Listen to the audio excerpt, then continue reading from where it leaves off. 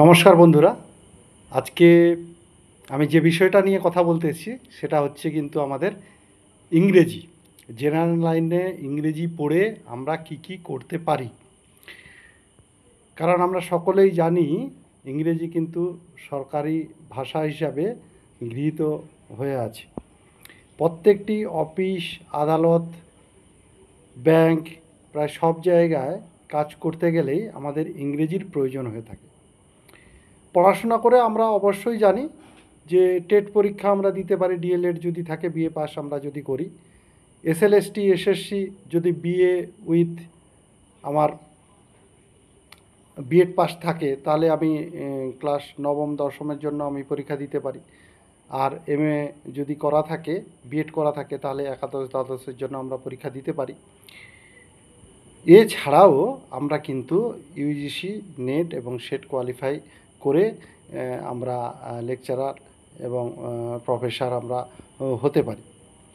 এছাড়াও আমাদের সরকারি ক্ষেত্রে ডাব্লিউবিসিএস, ইউপিএসসি, এসএসসি, সিজিএল, যেটা পিএসসি আমরা দিতে পারি, পুলিশ, ব্যাংকিং, রেলওয়ে, ঠিক আছে। গভর্নমেন্ট সেক্টরে আমরা ট্রান্সলেটর বা ইন্টারপ্রিটেটর হতে পারি আমরা কিন্তু।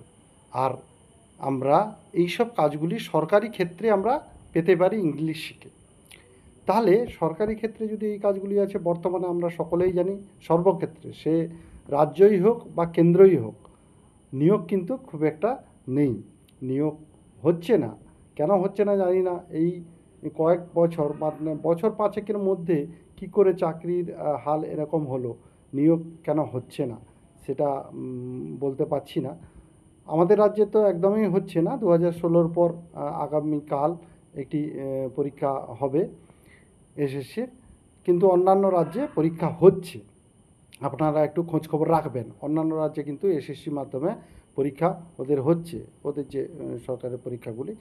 তাছাড়া আমরা কি করতে পারি? তাহলে বেসরকারি লাইনে সবথেকে টিচিং লাইনে যদি যেতে চান, আইসিএসসি এবং সিবিএসসি বোর্ডে ভালো ডিমান্ড রয়েছে আমি ইংরেজি শিক্ষকের। তার সঙ্গে আইসিএসসি এবং সিবিএসসি বোর্ডের ছেলে মেয়েদের কোচিং দেওয়ার জন্য আপনি সেটা অনলাইনে দিতে পারেন, অফলাইনেও দিতে পারেন। কারণ ভালো একটি ইংরেজি মাধ্যমের শিক্ষক সকলেই কিন্তু খুঁজে বেড়ান, ঠিক আছে, যাদের ছেলেমেয়েরা ইংলিশ মিডিয়ামে পড়ে, সিবিএসসি বা আইসিএসসি বোর্ডে পড়ে। আর তারপরেই তো আপনারা নিশ্চয়ই জানেন যে কন্টেন্ট রাইটিং অবশ্যই ভালো সুযোগ, কপি রাইটিং, প্রুফ রিডার, বুক পাবলিশিং হাউসে আপনি কাজ করতে পারেন, ব্লগ তৈরি করতে পারেন, ঠিক আছে। এছাড়া আপনি কিন্তু স্ক্রিপ্ট রাইটিং করতে পারেন। বিজনেস কমিউনিকেশনের জন্য অনেক সময় আমাদের ইংরেজি মাধ্যমের, বিশেষ করে কর্পোরেট সেক্টরে এটা কিন্তু ভালো জব রয়েছে।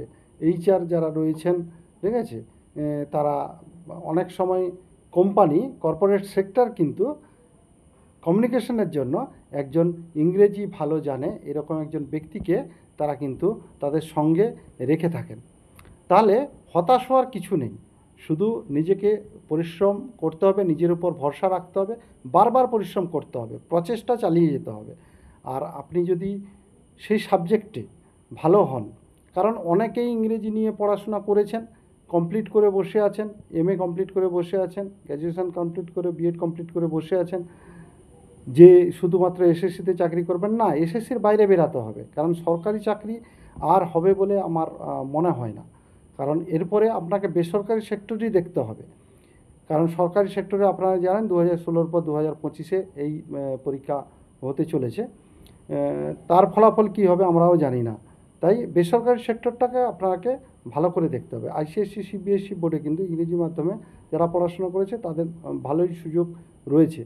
আপনি ব্যাংকিং সেক্টরেও সুযোগ রয়েছে, গভর্নমেন্ট সেক্টরে, যেটা গভর্নমেন্ট অফিসগুলোতে ট্রান্সলেটরের মানে প্রচুর পরিমাণে চাহিদা রয়েছে। সেটা কোর্টে হতে পারে, ঠিক আছে, বিদেশ মন্ত্রক হতে পারে, বিভিন্ন অফিস হতে পারে, সেখানে কিন্তু খুবই প্রয়োজন রয়েছে। তাই হতাশ হওয়ার কোনো কারণ নেই। আপনারা অবশ্যই লেগে থাকুন, পরিশ্রম করতে থাকুন, নিজের উপর ভরসা রাখুন, আর নিশ্চয়ই পরিশ্রমের ফল একদিন পাবেন। সকলে ভালো থাকবেন, সুন্দর থাকবেন।